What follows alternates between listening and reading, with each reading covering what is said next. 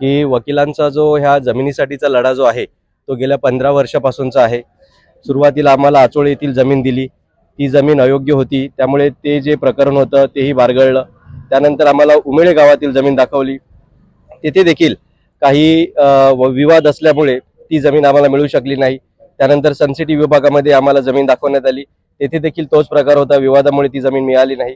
आणि त्यानंतर माननीय उच्च न्यायालयाच्या सँक्शननुसार आम्हाला आता सध्याचं जे उपविभागीय अधिकारी यांचं कार्यालय आहे त्या भोवतालची जमीन जी आहे ती 110 गुंठे जमीन असून त्याच्यापैकी 58 गुंठे जमीन देण्याचं आम्हाला हायकोर्टानं सँक्शन दिलेलं आहे।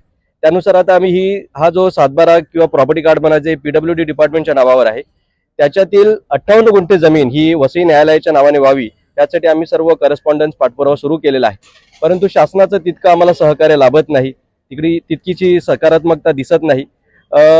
आम्ही जी काही करस्पॉन्डन्स करतो